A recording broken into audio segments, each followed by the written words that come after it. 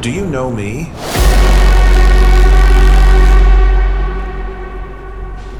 Have you heard my name whispered through the pages of history? Or perhaps you've watched the fall of the monarchy in that other documentary, the one on the French Revolution. If not, I compel you, no, I urge you, to witness the birth of the firestorm that consumed me, the nation, and Europe itself. Because you see, my story begins there, in the heart of that revolution, where I first tasted what it meant to grasp power. But this is my story, told as only I can tell it, from beyond the reach of time, from the echoes of a soul still restless, still wondering. Who am I? I am the ghost of Napoleon Bonaparte.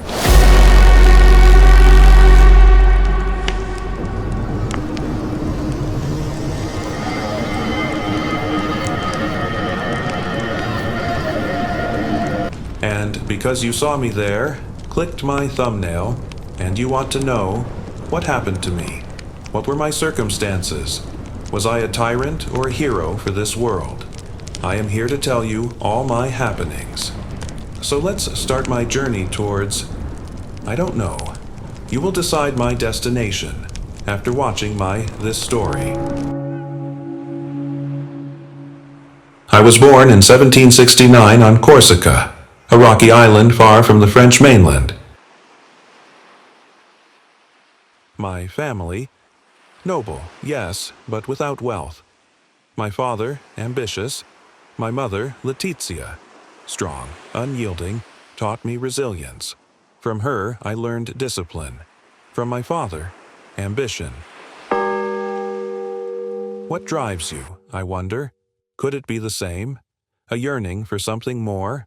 I always believed destiny could be bent to my will. Is that not the same belief that stirs within you? 9 years old, they sent me to France. A boy, far from home, cast into the world of aristocrats. I was alone, an outsider. Do you know what it feels like to not belong? But I didn't crumble? No, I sharpened myself, my mind. While the children of the nobility played, I studied war, history, strategy. I became the sword and the shield, forged in solitude, and it was there that I met him. Look at him. Take a closer look. But remember this, the greatest honor a man can ever achieve is to live with great courage and to die with his countrymen.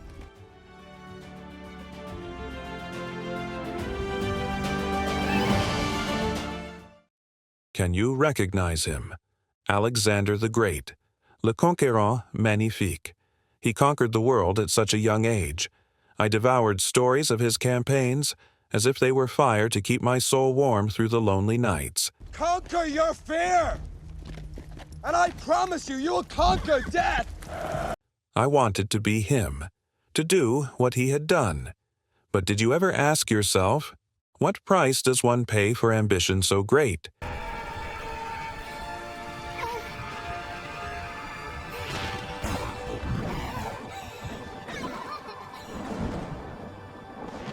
I did not then. When the revolution tore France apart, I saw my chance. I was just a young officer at the Siege of Toulon, but I seized victory when all seemed lost. I still remember that campaign. Watch me there. Now.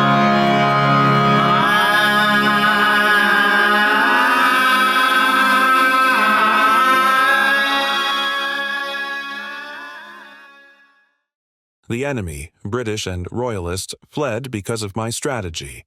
That day, the world began to know my name, and so did those in power. I award you the rank of Brigadier General. What did they see in me, I wonder? A savior, perhaps, or a weapon? What do you think? Do you think I was born to save France or to conquer it? I was 26 when they called me a hero. The streets of Paris echoed with my name. And suddenly, I stood at the edge of a chasm. The monarchy had fallen, the revolution had crumbled into chaos, and there was a vacuum, a void where leadership should have been. Did you know that when chaos reigns, it is men like me who rise? Tell me, do you believe chaos can shape greatness? I believed it could. And so, I rose. By 1804, I had taken the crown of France. Myself. I didn't wait for the people or the nobility to place it on my head. No, I placed it myself, and in that moment, I felt a destiny unfold before me. I found the crown of France in the gutter. I picked it up with the tip of my sword and cleaned it and placed it atop my own head. I promised France stability, order from the ashes of revolution, liberty, equality, fraternity. But beneath those promises, what was I really after? Did you guess? Yes, empire, power, to carve a legacy greater than Alexander, to build something that would stand for centuries. What drives a man to seek such heights, knowing that the fall could be so devastating? Is it greed, or something deeper? I'll tell you, it's the fear of being forgotten. Have you ever felt that fear? The fear that when you're gone, the world will move on without you, as if you had never existed? That fear drove me. It pushed me to conquer Europe, to win battle after battle, Italy, Austria, Prussia. Nothing could stop me. My armies were unstoppable. I was unstoppable. Or so I thought. But I was still human. There was a woman, Josephine, my heart. We loved with a fire that could not be contained. But love, like empires, can crumble.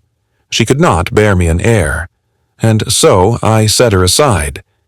Do you think I was right to do so? Could you have made that decision? Perhaps you think love should have come before ambition. Or perhaps you understand that, for a man like me, the needs of empire must always come first. But Josephine, she never left my heart, not even in my final moments. In 1812, I made the fateful decision that would bring it all down. You want to be great?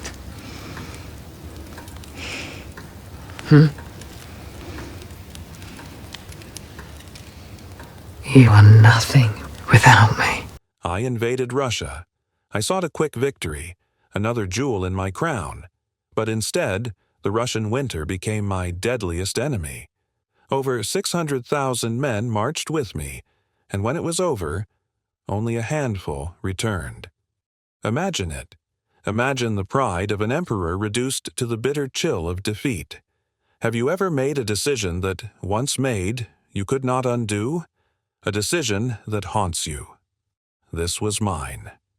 After Russia, the enemies I once crushed united against me.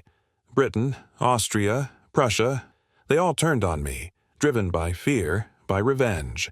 And in 1814, I fell. Exiled to the island of Elba, they thought I was finished. But can a soul like mine ever truly be contained? No. You see, I returned. Do you know why? Because I couldn't bear to leave my story unfinished. But fate has a way of closing doors that even I could not force open. The Battle of Waterloo, my final stand.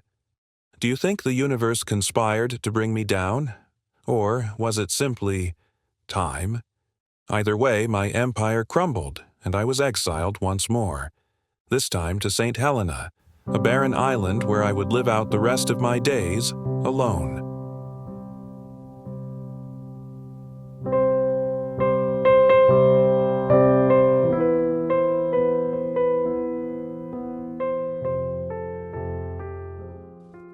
In the year 1821, I took my last breath. Not in the grand halls of power, not surrounded by loyal soldiers, but on a barren, forgotten island, a prison for the man who once commanded empires. Alone, exiled, stripped of everything that had once defined me. My body, frail, my dreams, shattered. In those final moments, what remained? What did a man like me cling to as the darkness closed in? France. Army. Josephine. 3 words whispered into the silence like the faint echo of a life once lived in fire and fury. France, my nation, my glory, my burden. The army, my brothers, my strength and my sacrifice. And Josephine, my heart, my deepest wound. After everything, the victories, the power, the endless pursuit of greatness, they were all that ever truly mattered. And yet, even they slipped away. And so here I am, my soul lingering in the echoes of history. Can I tell you what I have waiting for you? It is a secret, and I will show you when you arrive. Come to me, Napoleon, and let's try this again.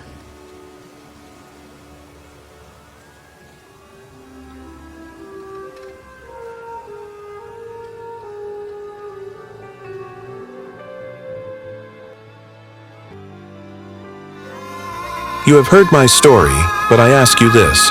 What do you see in me? A hero? A tyrant?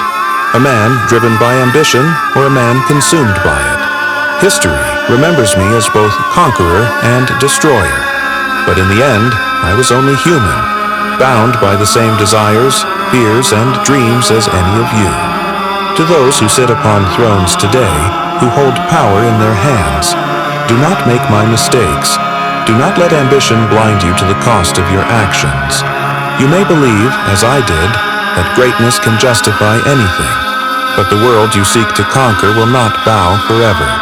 It will rise against you, as it did against me, and you will find yourself alone, a prisoner of your own making. Empires built on the backs of the people will one day crumble beneath their weight. And to you, the people, the governed, the many, be vigilant. Watch your rulers closely. Power is seductive, and those who hold it are easily swayed into tyranny. Question what they do in your name, for it is you who pay the price. Never allow a single man, no matter how brilliant, how heroic, to shape your destiny without question. I rose because the people needed a leader. I fell because I forgot I served them. Remember me, not just as the emperor, but as the man who reached for everything and lost it all.